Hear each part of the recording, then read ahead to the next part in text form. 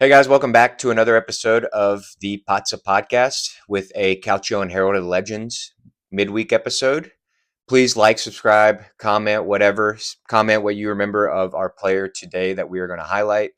This is a mini series that I do midweek every week to highlight players of the Serie A Calcio sides of the 2000s, 2010s, players that aren't on the same level of legendary status as Francesco Totti, Alessandro Del Piero, Fabrizio Micoli, all these players that we know and love and still watch highlights of. These are players that maybe don't get the recognition I feel like they deserve, and players that, for me, really impacted my love for Serie A and Calcio as a whole. So please like, subscribe, and comment your memory of the player that we are doing today. Today we are going to be doing Cristiano Lucarelli. Lucarelli was born October 4th, 1975 in Livorno. Livorno is a seaport city in Tuscany, just on the Ligurian Sea. Lucarelli is a very tall, diminutive striker, 189 centimeters, 6'2" for us Americans in the U.S. height scale. And he was just a very tall, strong striker with a knack for goal. He started his professional career at age 17 for Calcio. It's a now defunct club that also was the club of Massimiliano Max Allegri, former Milan and Juve manager.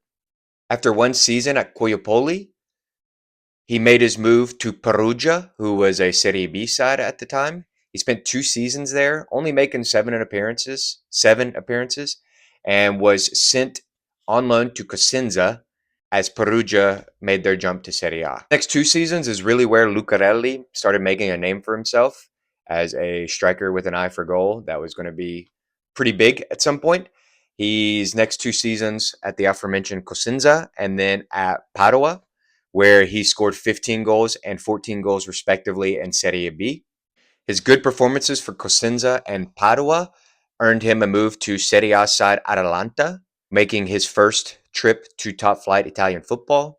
He would only make 26 appearances and only score 4 goals for Atalanta as they were relegated in his first season up. Despite his poor goal scoring campaign and the fact that Atalanta was relegated to Serie B, he was sold for 4 million euro, which is double what Atalanta paid for him, to Valencia in La Liga. He stayed one season in La Liga, scored only 1 goal with 13 appearances. Would you say that's a bust at this point? Despite his lackluster performances in La Liga, he made his move back to Serie A for the 1999-2000 campaign, and he would sign a 4 million euro deal with Lecce. With Lecce being newly promoted into the Serie A, they needed a striker, and Lucarelli was someone that repaid their faith. He would spend the next 2 seasons at Lecce as they finished 13th both seasons, a respectable amount for a newly promoted club.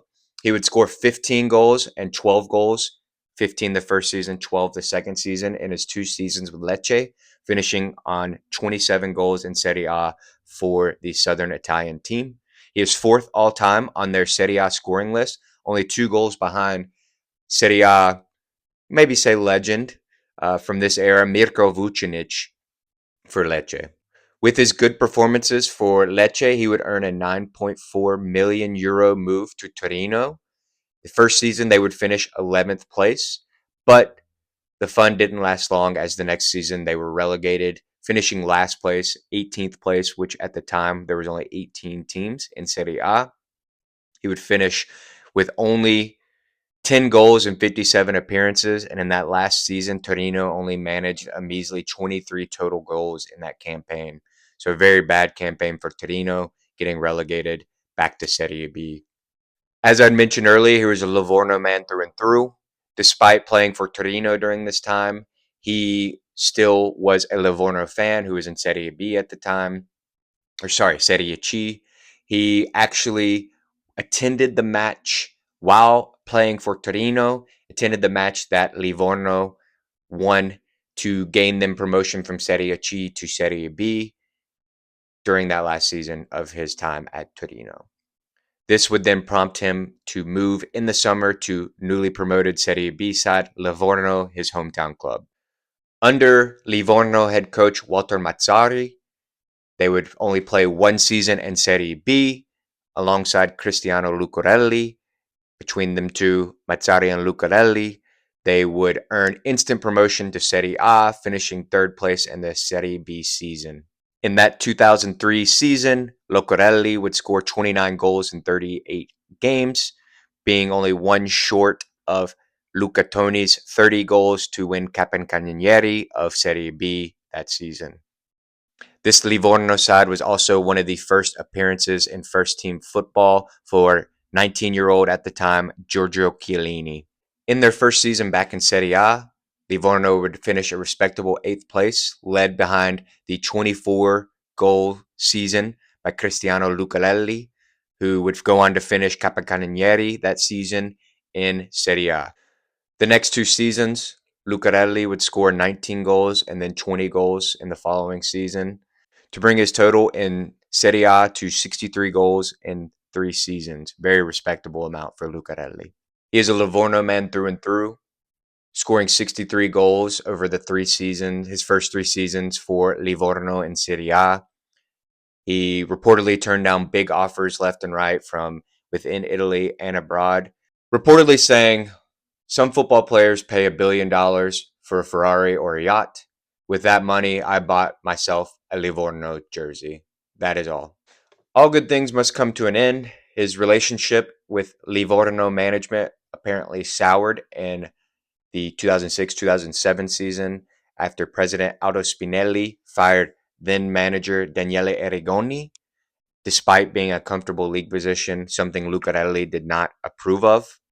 It even went as far as in April of 2007, Livorno fans accusing the team and Lucarelli himself as match fixing after a very stale 1-1 draw with Serie A low Minnows Regina. Despite all this, in June, in the summer of 2007, he assured fans and the club that he would stay with Livorno after turning down offers from Fiorentina, reportedly.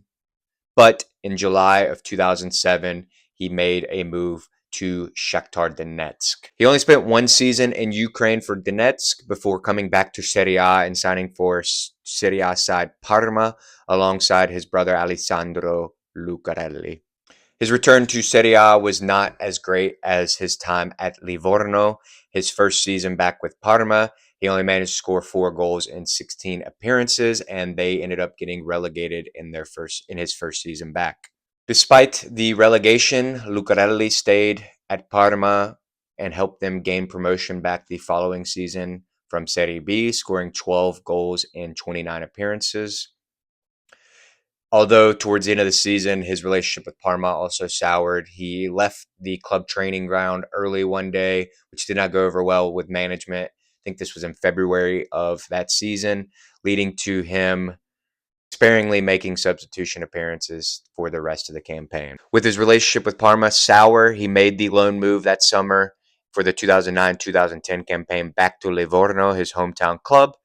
He would make 29 appearances, scoring 10 goals, but not being able to save Livorno as they were relegated back to Serie B. Not being able to go back to Parma after the sour relationship continued, he was then loaned for the next 2 seasons under former manager Walter Mazzari to Napoli and stayed there for the next 2 campaigns. Despite being there for 2 seasons, he only made 12 appearances and scored only 1 goal. He announced his retirement in the summer of 2012 from club football. Lucarelli managed to make 6 international appearances for the Azzurri of the Italian national team. He would score 3 goals in those 6 appearances as well. And the time frame from about 2005 to 2007 is when these appearances happened.